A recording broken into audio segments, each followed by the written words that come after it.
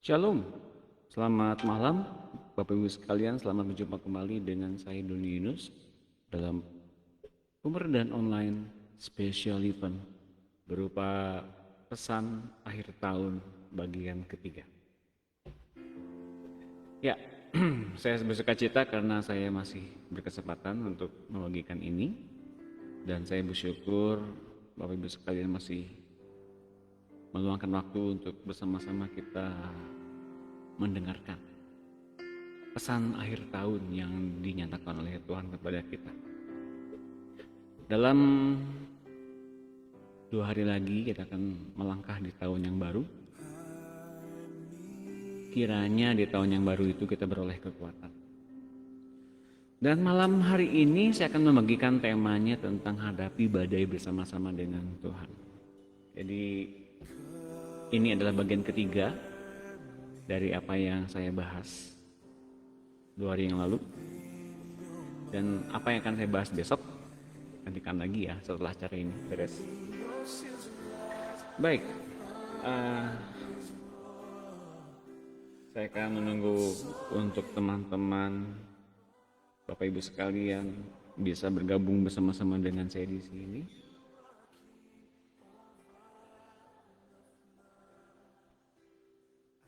Saya akan tunggu dan sambil saya mengundang Bapak Ibu sekalian untuk hadir, saya juga mempersilahkan untuk Bapak dan Ibu sekalian membagikan acara ini kembali di Facebook Bapak Ibu sekalian hingga semua orang mendapatkan berkat dari acara ini. Ya, sebentar saya akan mulai, namun saya akan mengundang dulu teman-teman, rekan-rekan Bapak Ibu sekalian untuk hadir. Ya.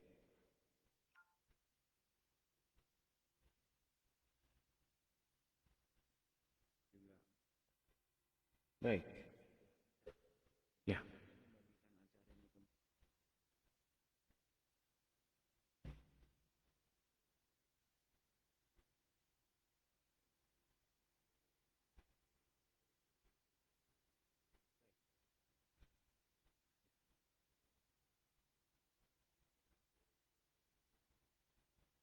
Dan silahkan juga Bapak Ibu sekalian mengunjungi YouTube channel saya Doni Yunus RTM untuk mendapatkan konten lebih banyak lagi tentang seperti ini.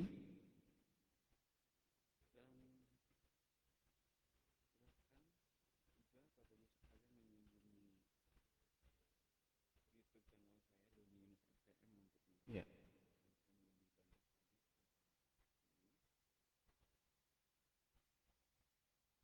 Baik.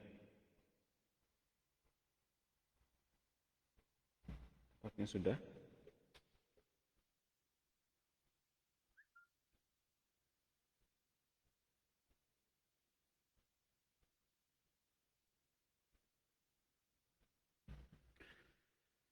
Ya, kembali ke apa yang akan saya bahas malam hari ini, menyambung dari apa yang saya bahas kemarin tentang bagaimana kita mengenal bujukan, keinginan, dan kemudian perbudakan atas dosa. Hari ini kita belajar mengenai bagaimana kita menjadi anak-anak Allah yang sudah berdamai dengan Tuhan. Dan kita beroleh kesempatan untuk menikmati setiap yang baik dari Allah kita di dalam anugerahnya. Ya, saya diberkati sekali dengan apa yang saya bahas. Sebentar lagi di dalam pembahasan ini, ketika saya mempersiapkannya, Bapak Ibu sekalian, saya benar-benar diberkati. Dan ini mengulang kembali 2 tahun sebelumnya, masa-masa tahun-tahun yang lalu rupanya saya juga diberikan pengertian yang kurang lebih hampir sama. Namun tahun ini adalah pendalamannya. Saya percaya apa-apa saja yang belum terjadi, yang pernah diceritakan di 2 tahun yang lalu, kita masih beroleh anugerah untuk menikmati perpanjangan waktu. Jadi hari-hari ini adalah anugerah juga untuk menghadapi badai yang akan kita hadapi bersama-sama. Namun kita tidak memperhatikan masalahnya atau badainya, tapi kita tetap fokus kepada Tuhannya dan identitas kita sebagai anak-anak Allah. Ya. Baik, dalam waktu 1 menit acara ini akan segera saya mulai. Mohon bersabar Bapak Ibu sekalian sampai dengan seluruh teman-teman, rekan-rekan, sahabat-sahabat kita semuanya bisa bergabung bersama-sama di acara ini. Ya, silakan dibagikan kembali, jangan sungkan-sungkan, jangan malu-malu, dan tidak perlu izin untuk membagikannya kembali, karena saya mempersilahkan dengan senang hati, dengan sukacita. Silahkan Bapak Ibu sekalian bagikan. Saya menyapa juga teman-teman saya yang ada di seluruh Indonesia yang sedang menikmati menjelang tahun baru ini. Kiranya kasih Tuhan dan lawatan Tuhan terjadi di tempat, di kota-kota Bapak Ibu sekalian. Baik, kita akan mulai ya. Kita akan berdoa. Haleluya. Terima kasih Bapa atas waktu ini. Terima kasih atas setiap istirahat yang Kau berikan. Terima kasih atas setiap berkat pemeliharaan yang Kau sedang sediakan bagi kami di depan sana. Ajarkan kami mengingat kebaikan-Mu di masa 2020 ini. Hingga kami dengan penuh berani dan keyakinan berjalan bersama-sama dengan Engkau lebih dalam lagi. Dan kami mengerti Engkau Bapa. Kami memperkatakan bahwa kami bersyukur punya Allah seperti Engkau. Kami bangga punya Allah seperti Engkau. Kuasai kami dengan hati-Mu sepanjang pertemuan ini. Berbicaralah. Dan kami mau taruh setiap pergumulan beban hidup kami di dalam tahta-Mu. Kami mau ganti dengan setiap kebenaran dan isi hati-Mu. Kami lepaskan semua dan kami berkeyakinan kuat. Engkau berikan pada kami anugerah yang besar yang siap kami peroleh penggenapannya di tahun yang akan datang. Terima kasih Bapak, terima kasih. Di dalam nama Tuhan Yesus kami bersyukur. Haleluya. Amin. Baik Bapak Ibu sekalian, bersyukur sekali kita masih diperkenankan untuk menikmati menjelang akhir 2020 ini. Mengingat kebaikan Tuhan ini, maka kita mesti sekarang lebih berani lagi untuk menatap 2021 ini dengan, kalau orang dunia bilang optimis, tapi kita boleh bilang kita berkeyakinan penuh kepada Tuhan kita. Mengapa berkeyakinan penuh? Karena setiap hal yang Ia janjikan itu pasti Ia genapi. Permasalahannya adalah, sudahkah kita menerima firman-Nya? Sudahkah kita menerima perjanjiannya? Apa yang Ia katakan sebagai janji pribadi yang Ia katakan kepada kita? Ini penting. Mengapa? Agar kita menjadi anak-anak Allah yang secara sadar mengikuti pakemnya, mengikuti standarnya, mengikuti pola pergerakannya. Ini yang perlu kita harus pastikan penuh-penuh dalam hati kita, agar kita tidak mendua hati, kita tidak bercabang hati dengan segala kekhawatiran dan setiap bujukan dan kemudian keinginan bahkan yang ditawarkan si jahat, sihir. Agar kita kemudian mengalami kelepasan dari itu semua dan kita dengan bebas dituntun oleh Tuhan. Tuhan dengan sukacita menuntun kita, namun kita yang seringkali memberatkan Tuhan untuk kita jangan memilih segala sesuatu yang kita pikir barang baik. Padahal itu sebetulnya memberatkan jalan kita. Itu sebabnya dikatakan di dalam Alkitab bahwa kita mesti melepaskan beban yang begitu, beban dan dosa ya, yang begitu merintangi kita. Agar kita mengerti ini, maka kita pada malam hari ini belajar untuk mengerti jati diri kita sebagai umat Tuhan, sebagai anak Allah. Israel dahulu disebutkan oleh Allah sebagai umat pilihannya. Sampai hari ini, Bapak Ibu sekalian, sampai hari ini umat Israel itu adalah umat pilihan Allah. Namun berdasarkan janji, berdasarkan panggilan, ternyata Tuhan pun memanggil bangsa-bangsa di luar Israel untuk kemudian masuk menjadi umat pilihannya. Berdasarkan perjanjian baru. Berdasarkan apa yang diberikan di dalam Roh Kudusnya. Kita ini adalah umat pilihan Allah bersama-sama dengan orang Israel. Dasar ayatnya adalah ini. Ibrani 4 ayat 14. Karena kita sekarang mempunyai imam besar agung yang telah melintasi semua langit, yaitu Yesus, Anak Allah. Baiklah kita teguh berpegang pada pengakuan iman kita. Sebab imam besar yang kita punya bukanlah imam besar yang tidak dapat turut merasakan kelemahan-kelemahan kita. Sebaliknya, sama dengan kita, ia telah dicobai hanya tidak berbuat dosa. Sebab itu, marilah kita dengan penuh keberanian menghampiri tahta kasih karunia, supaya kita menerima rahmat dan menemukan kasih karunia untuk mendapatkan pertolongan kita pada waktunya. Kita kemarin membahas tentang hal-hal yang perlu kita ingat, bahwa kita sedang menghadapi tahun rahmat Tuhan, pembebasan, agar kita kemudian secara penuh masuk di dalam tahun Mesias, yaitu penggenapan janji Tuhan, di mana 1000 tahun masa kesesakan, 1000 tahun masa perdamaian itu setelah masa kesesakan beres. Kita melihat kesesakannya itu bukan berarti masa kesesakan yang kemudian menjatuhkan kita ya. Namun kita menjadi umat yang melihat di dalam 1000 tahun itu adalah masa damai. Dan kita memerintah bersama-sama dengan Tuhan Yesus di dalam tahun itu, 1000 tahun itu, milenium. Nah Bapak Ibu sekalian, namun untuk mencapai itu perlu ditekankan berulang kali bahwa kita haruslah melepaskan beban dan dosa yang begitu merintangi kita. Tahukah bahwa Tuhan kita pemaaf, pengampun, dan Ia bisa melupakan segala sesuatu dengan mudah kalau kita membereskannya bersama-sama dengan Roh Kudus yang diberikan kepada kita. Mengapa dikatakan di sini bahwa kita mempunyai imam besar agung, bahwa Yesus adalah imam besar agung yang telah melintasi semua langit. Dan saya mau katakan semua langit di sini, ini adalah hal yang perlu kita buka dan perdalam.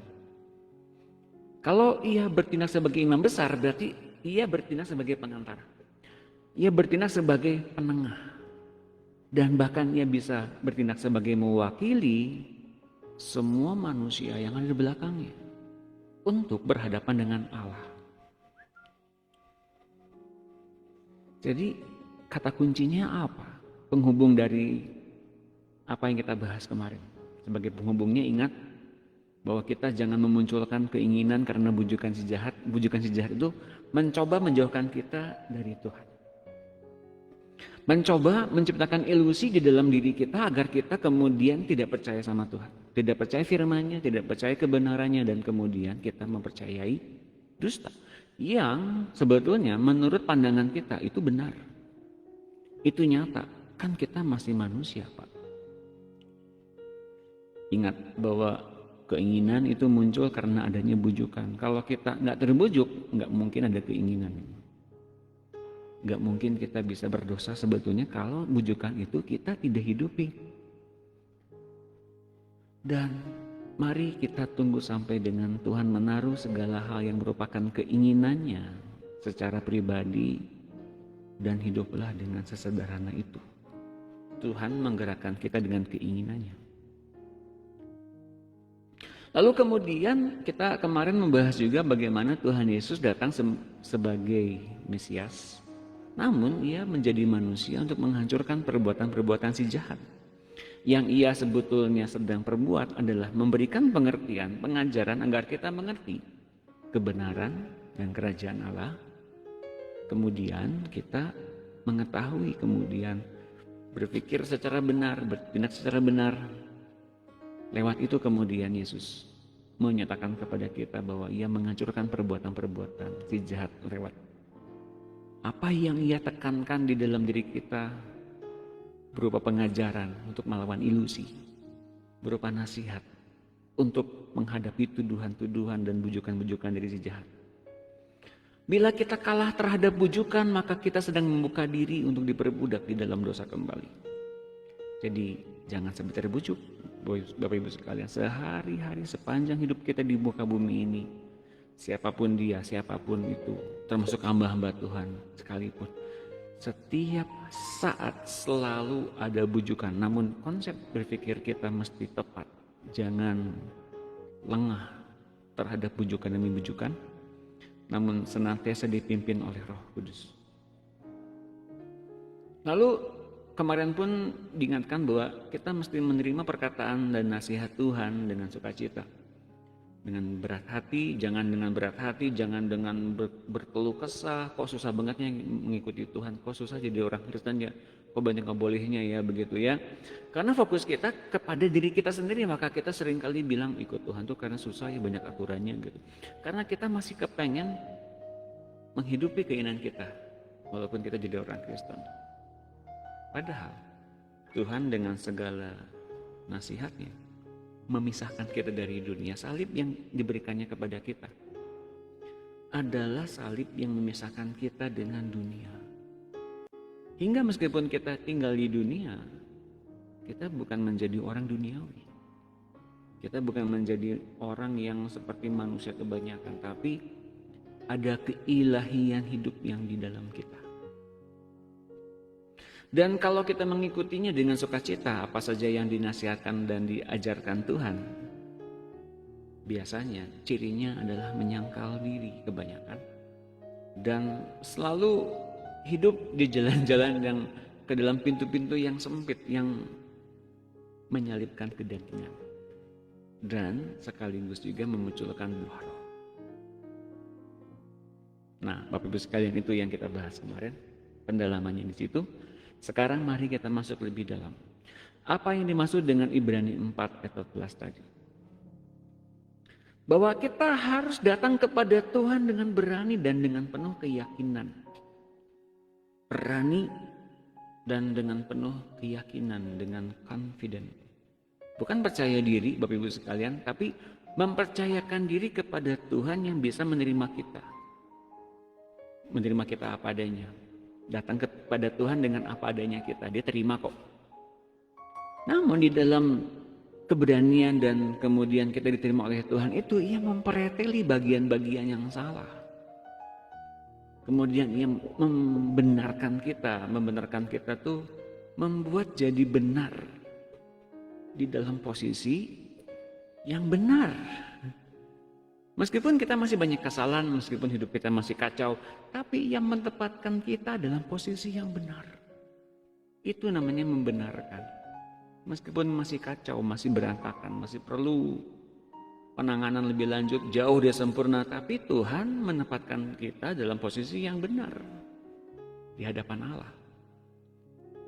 Maka kita jangan percaya diri, tapi mempercayakan diri kepada Tuhan yang membenarkan kita dengan berani dan penuh keyakinan. Mengapa seperti itu? Karena kita sedang dipersiapkan dan sudah menerima anugerah demi anugerah dari kesalahan apapun yang telah kita perbuat di masa-masa yang lampau. Dan ini bukan saja kesalahan tentang dosa yang kita kenal, tentang hukum-hukum yang dilanggar itu ya, bukan. Tapi ini juga kesalahan yang natural. Bahwa hal-hal yang tampaknya baik ketika di hadapan Allah semuanya itu disinari dengan terang. Hingga kita tuh tahu bagian mana yang diperbaiki dan bagian mana yang mesti ditanggalkan. Itu bersifat yang kedagingan. Yang kita pikir itu natural, ternyata Tuhan gak suka. Hingga Tuhan sendiri memunculkan hal-hal yang ilahi dalam diri kita. Dan ketika kita tahu bahwa kita tuh masih kacau, masih belum sempurna, masih jauh dari kesempurnaan, namun kita diposisikan benar seperti itu, kita kemudian akan menerima berbagai anugerah demi anugerah. Karena dari kepenuhannya kita telah menerima anugerah demi anugerah. Kita menerima amazing grace, yaitu kasih karunia yang melepaskan kita dari pengaruh apapun yang ada di dalam dunia, agar secara sah kita ini menjadi anak-anak Allah yang dimiliki secara sah oleh Tuhan. Kita dipisahkan dari dunia secara rohani. Kita pun dipisahkan secara dunia dari pilihan-pilihan yang menjebak kita menjadi orang dunia kembali. Kita pun diperbaiki sana sini, dipreteli sana sini. Dengan pengertian yang baru. Dengan buah roh. Dengan nasihat, dengan kebaikan Tuhan. Hingga kemudian kita sama sekali nggak kepikir apa itu dosa. Itu tujuannya. Agar yang terjadi dalam diri kita, mandangnya Tuhan tuh baik. Tuhan tuh penuh dengan rencana yang sempurna. Meskipun di depan badai masih ada. Meskipun di depan masalah yang begitu banyak menggulung-gulung kita dan membuat kita tertelan oleh masalah itu. Bisa. Namun melihat Tuhan yang lebih besar dari masalah itu membuat kita nyaman dan tenang. Karena bukan kemudian yang kita yang mengatur masalah itu, tapi Tuhanlah yang mengatur masalah itu dalam hidup kita.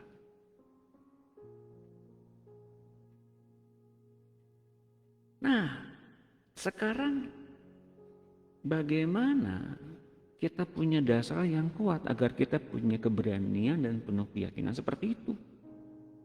Itu iman. Nah, Tuhan Yesus datang sebagai imam.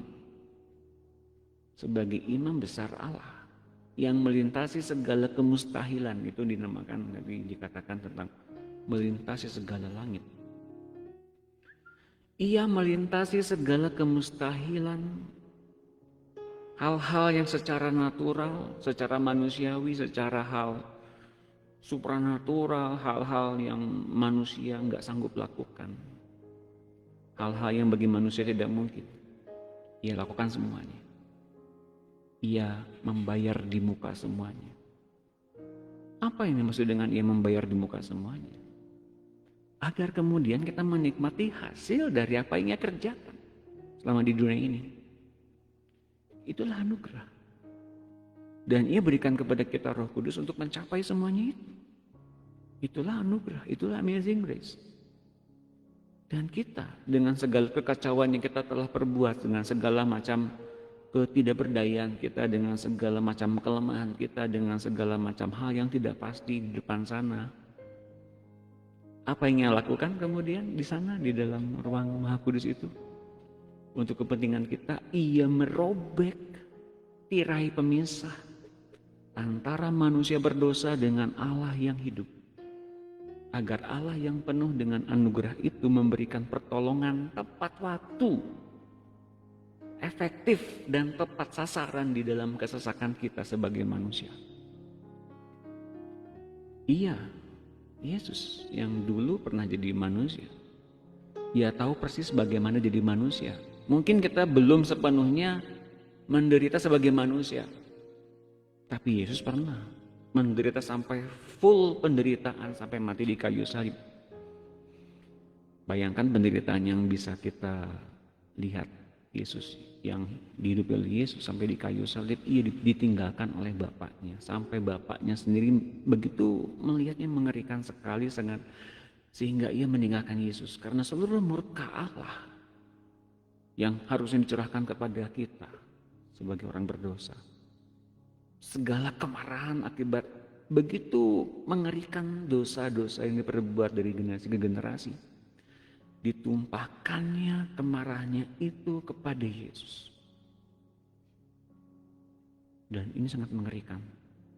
Hingga Allah Bapa meninggalkan Yesus sendirian di kayu salib.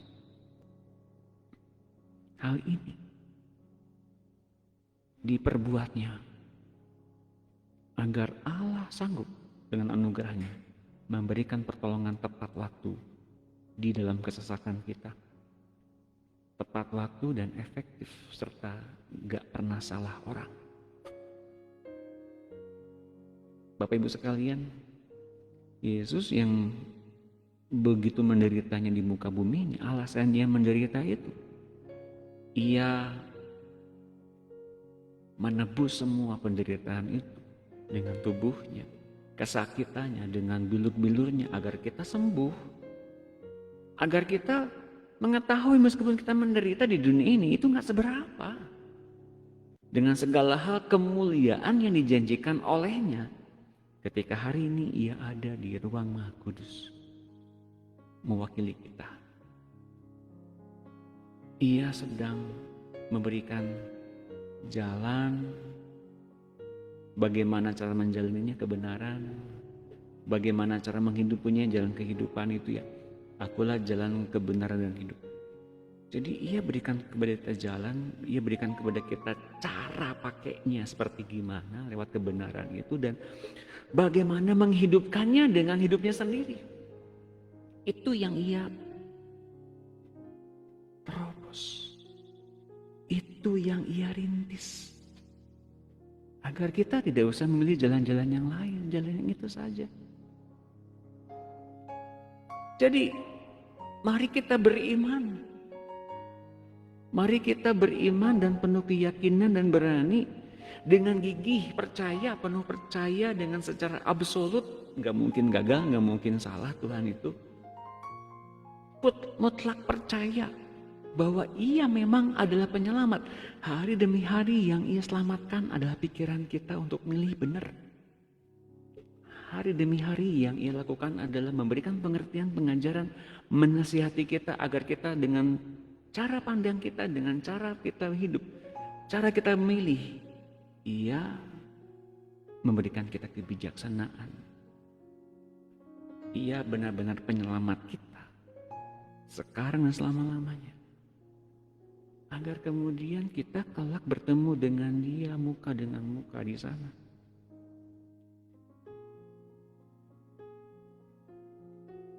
Namun ketika Yesus membuka jalan itu di bumi ini, ia menderitakan. Ia menderita secara manusiawi, ia menerima penolakan sana sini, ia pernah dikatakan manusia gila oleh keluarganya, oleh kaum kerabatnya di dalam Markus, nanti baca Bapak sekalian. Ia kemudian menerima hal-hal yang tidak enak di muka bumi ini agar apa? Agar kita bisa mengerti lewat semuanya itu ia tidak berdosa. Bahkan ia tidak dalam status berdosa turunan Adam. Kita mengerti sekarang mengapa kita mesti menerima ini semua. Mesti menerima pembenaran, kelahiran baru, mesti menerima posisi yang benar, dibenarkan terus menerus, menerima anugerahnya, agar kita kemudian mengerti status yang diinginkan oleh Allah dalam diri kita adalah kita benar-benar abstain dari dosa. Kita tidak dalam status berdosa. Kita dibenarkan dalam anugerah, bukan karena perbuatan kita yang masih belum benar itu. Masih belum pada tingkat tertentu yang kita harapkan ya. Wah, saya masih kepikiran, tapi anugerah Allah menutupi semuanya. Anugerah Allah melindungi kita dari hal yang mematikan, dari hal yang bisa membuat kita menjauh dari Tuhan, dicengkeram oleh maut. Ia lepaskan. Jika kita sekarang masih mengalami keterpurukan, bukan soal finansial, yang dimaksud keterpurukan di sini adalah jika kita yang adalah manusia, kita tentu masih mengalami banyak kelemahan, keputusasaan, kekhawatiran, ketakutan, ketidakpastian akan masa depan, dan hal-hal yang menakutkan yang lain. Maka sekarang mari kita berani menghadap Allah dengan dua sikap ini. Yang pertama sikap yang berani, dan yang kedua sikap berkeyakinan kuat. Sekali lagi ini bukan karena kitanya udah benar, enggak. Tapi kitanya memandang Tuhan yang membenarkan kita terus menerus. Berposisi dalam satu kebenaran untuk kita menerima pembenaran demi pembenaran. Meskipun kita masih dalam posisi yang jauh dari sempurna itu. Tapi karena kita berkemauan kuat, berkeyakinan kuat, gigih memegang apa yang Tuhan nyatakan, dan berani, maka seperti apa yang Tuhan katakan, tidak ada seorang pun yang sanggup merebutnya dari tanganku. Karena apapun di depan sana yang akan terjadi, bukanlah masalah dan ilusinya yang menjadi perhatian kita. Kita semua akan tahu, kita semua itu masih tahu masalah masih ada, nggak hilang. Ketika kita berdoa, kita banyak nonton hal-hal yang rohani, kita menyembah Tuhan, ketika kita buka mata, masalah tetap ada, iya. Nggak akan hilang, langsung tiba-tiba hilang, deng gitu ya, enggak. Namun ketika kita melakukan hal-hal yang berkeyakinan kuat dan kemudian dengan beriman kita berani menurut pengharapan dengan kuat kepada Tuhan yang bisa membenarkan kita, maka fokusnya beralih bukan kepada masalah kita memandang, namun kepada apa saja yang dipersiapkan oleh Tuhan di sana di dalam bentuk berkat-berkat yang sudah dipersiapkannya dan yang seharusnya dicapai secara tepat waktu dan tepat sasaran. Karena di dalam Ibrani 4 seterusnya itu, di dalam ayat berikutnya, di dalam ayat berikutnya ayat 16, sebab itu marilah kita dengan penuh keberanian menghampiri tahta kasih karunia supaya kita menerima rahmat dan menemukan kasih karunia untuk mendapatkan pertolongan kita pada waktunya. Dalam bahasa Inggrisnya, Bapak Ibu sekalian, saya langsung terjemahkan ya. Terima anugerahnya, terima pertolongannya. Semudah itu dalam edisi The Message. Di dalam edisi Amplified Bible, ini luar biasa. Dengan begitu, dengan kita berani dan menerima pengharapan yang benar begitu ya, kita bisa menerima mercy, kita bisa menerima anugerah pengampunan, dan kemudian di dalam dirinya itu ada begitu banyak hal yang menutupin segala sesuatunya. Itu anugerah, itu pengampunan, itu mercy. Oleh karena hal-hal yang salah yang kita lakukan. Dan kemudian kita menemukan amazing grace-nya, menemukan hal-hal yang menakjubkan di luar sana. Untuk menolong kita, untuk mampu menolong kita di dalam segala hal yang kita butuhkan. Hal-hal yang kita butuhkan itu apa? Dalam terjemahan ini, an appropriate blessing. Berupa berkat yang sepantasnya, yang seharusnya kita terima. Di dalam waktu yang tepat. Bapak Ibu sekalian, ternyata Amazing Grace menurut edisi Amplified Bible ini, kita ketika datang ke hadapan Allah, telah dan sudah akan menerima pertolongannya. Kebutuhan kita apapun kita tahu bahwa Dia perlengkapi. Dan yang perlu kita ketahui adalah Ia menyediakan an appropriate blessing. Berkat yang sepantasnya, yang sudah seharusnya diterima karena kita sebagai anak yang telah dibenarkan posisinya. Dan berkat yang Ia berikan itu tidak pernah salah orang. Selalu tepat waktu dan tepat sasaran. Nah, itu yang ketika kita berhadapan dengan Allah oleh karena darah Yesus, kita kemudian dipersiapkan untuk hal-hal yang baik. Bukan masalahnya, bukan badainya, tapi segala hal yang dipersiapkan di dalam semuanya, di dalam anugerahnya itu. Nah, kepada bangsa Israel di masa lampau, Tuhan menjelaskan dengan indah di dalam Ulangan 33 ayat 26.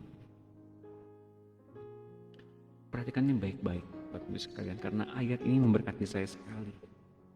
Tidak ada yang seperti Allah, hai Yesurun. Mengapa hai Yesurun? Yesurun ini dari perkataan upright, yashar. Ini langsung mengacu kepada Israel. Mengapa Tuhan Allah memanggil Israel dengan perkataan Yesurun? Karena Allah, meskipun melihat orang Israel itu masih banyak kelemahannya, meskipun generasi demi generasi mengalami pasang surut, namun mereka berproses di dalam posisi yang benar. Maka dikatakan kalau Yesurun atau Yashar itu dari perkataan be upright, dibenarkan dalam posisi yang benar. Tidak ada yang seperti Allah lain. Itu ya dikatakan di dalam ayat ini. Tidak ada yang seperti Allah Yesurun. Ia berkendaraan melintasi langit sebagai penolongmu dan dalam kejayaannya melintasi awan-awan. Ini menubuatkan tentang siapa Yesus, bukan? Ia melintasi segala langit dan sebagai penolong dengan segala kejayaan Tuhan melintasi awan-awan. Nah, ini ternyata tertulis demikian pada zaman itu. Tuhan membatasi dirinya dengan Allah-Allah di Mesir. Jadi Tuhan memberikan satu pernyataan yang indah tentang siapa Dia kepada Israel. Selain bangsa Israel itu ternyata dilihatnya masih belum mendapatkan satu hal yang memuaskan hati Tuhan. Tapi posisinya udah benar. Posisinya udah menjadi orang-orang yang dikasih oleh Tuhan, makanya dibebaskan dari perbudakan. Dan kemudian ia membedakan dia dengan Baal yang kelak Baal tersebut menjadi Allah sembahan orang-orang Israel ketika mereka melupakan Tuhan. Namun di masa-masa nenek moyang mereka di padang gurun itu, Tuhan menyatakan dengan indah bahwa Ia berkendaraan melintasi langit sebagai penolongmu dan dalam kejayaannya melintasi awan-awan. Tuhan menegaskan bahwa Tuhan adalah yang menguasai segala hal yang ada di dunia ini, termasuk malapetaka, bencana, tulah-tulah. Yang pada waktu mereka dibebaskan dari Mesir, Tuhan perlihatkan semuanya. Itu untuk menunjukkan bahwa Tuhan menguasai segala-galanya. Bapak Ibu sekalian mengerti ya mengapa Tuhan nyatakan itu sekarang? Agar kemudian kita mengerti di masa ini.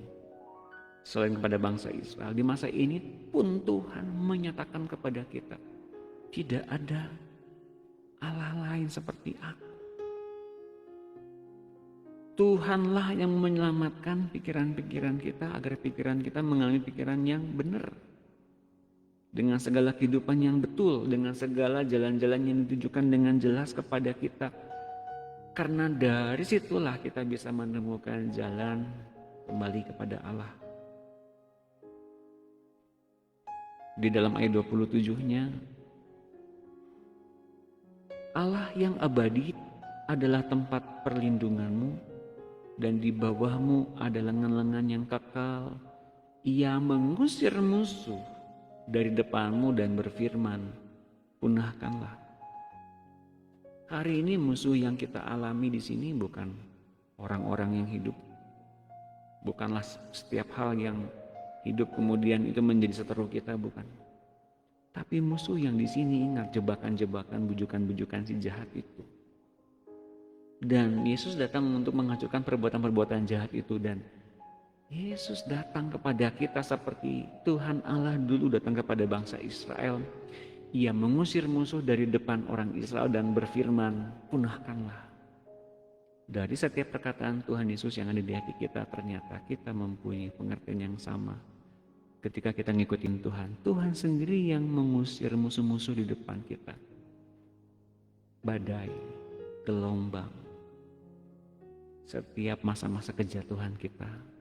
Kalau kita ngikutin Tuhan, kita lihat hanya Tuhannya saja dan kemenangan-kemenangannya. 28. Maka Israel diam dengan tentram dan sumber Yakub diam, tidak terganggu.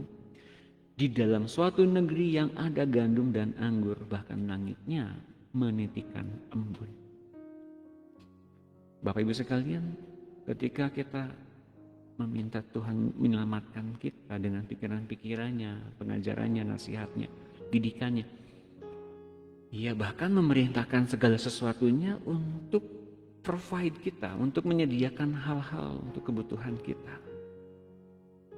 Cuman ingat standarnya itu. Tuhanlah yang melakukannya. Maka Tuhan bilang kepada bangsa Israel, berbahagialah engkau hai Israel.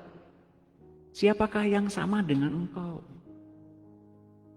Jadi Tuhan memilih bangsa Israel karena ia terpikat. Kalau hari ini Bapak Ibu sekalian dikasih oleh Tuhan bukan karena engkau pelayananmu luar biasa, bukan karena doamu sungguh-sungguhnya itu, bukan, tapi karena Tuhan terpikat kepada hatimu. Dan Tuhan mengasihimu dengan segenap hatinya, agar ia bisa mencurahkan dengan jelas isi hatinya itu, kerinduannya itu, maka terimalah hatinya. Terimalah didikannya dengan sukacita, jangan berbantah-bantah, jangan bersungut-sungut.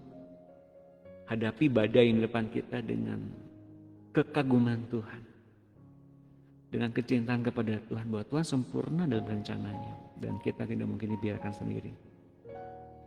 Suatu bangsa yang diselamatkan oleh Tuhan, perisai pertolongan dan pedang kejayaanmu.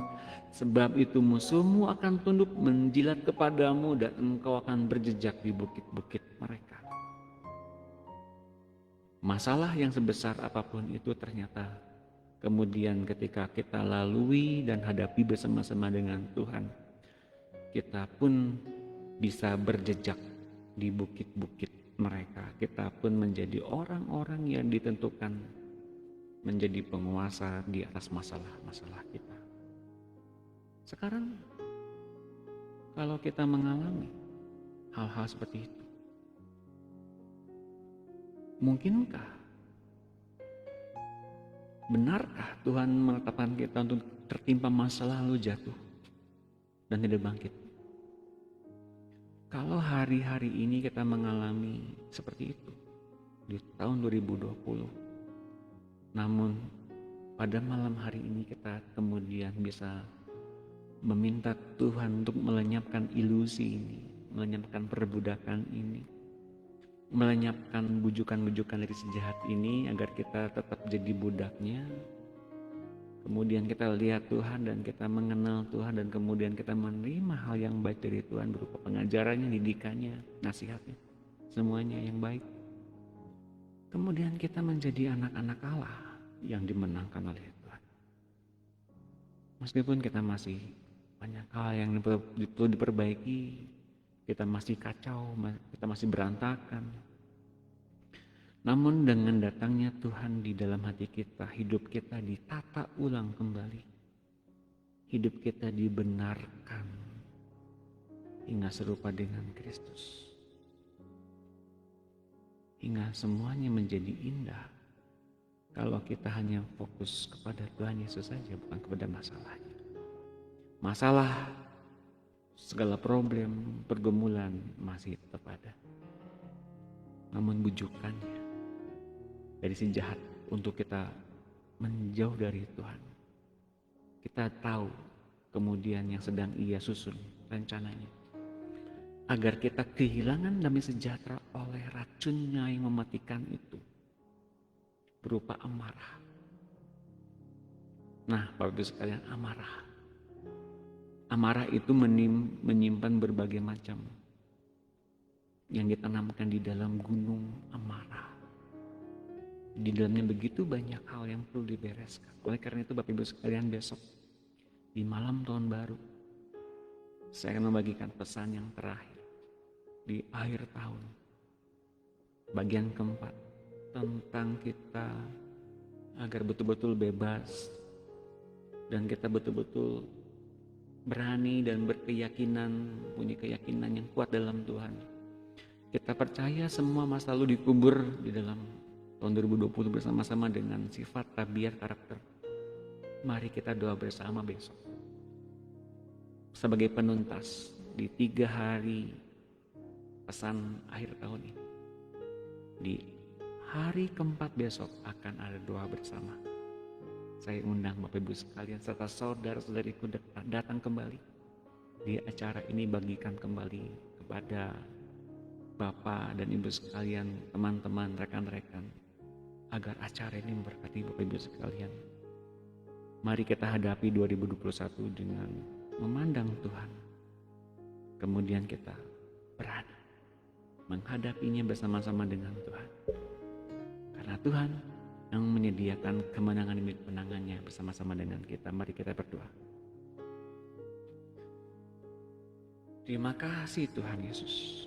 Engkau baik, Engkau ajaib, Engkau melintasi segala langit demi kami, demi umat-Mu. Kami yang akan berkumpul kemudian bersama-sama dengan Engkau dalam perjamuan kawin anak domba. Persiapkan kami menjadi mempelai-Mu. Kuduskan kami dalam kebenaran. Firman-Mu adalah kebenaran.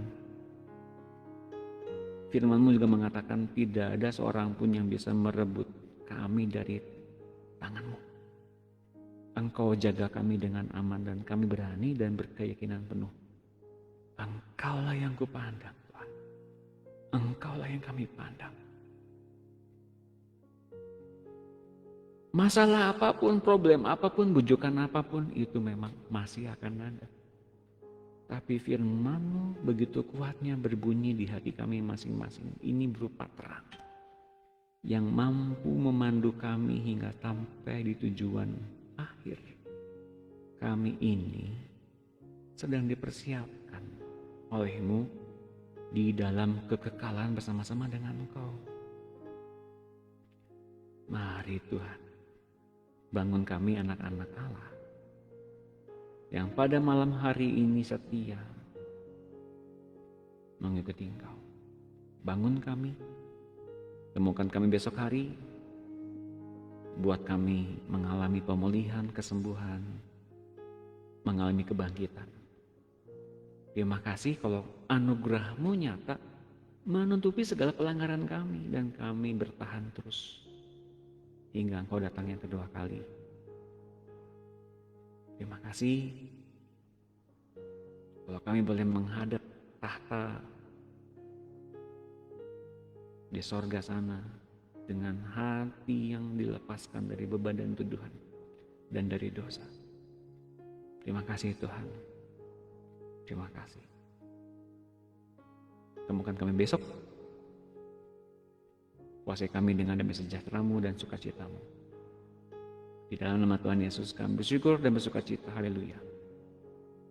Amin. Terima kasih Bapak Ibu sekalian. Jangan lupa setelah acara ini selesai dan video ini bisa dinikmati oleh Bapak Ibu sekalian kembali, silakan nikmati lagi video ini, nonton berulang-ulang, dan siapkan catatan untuk Bapak Ibu sekalian kemudian mencatat kembali apa yang baru, dan kemudian biasanya Roh Kudus akan mengajar kita mendalami kembali dari apa yang diajarkan malam hari, hingga kita beroleh anugerah lebih dalam lagi, memperoleh pengertian lebih dalam lagi akan setiap hal yang disikapan secara pribadi kepada kita masing-masing. Selamat malam, salam hangat dari saya Doni Yunus. Tuhan Yesus memberkati.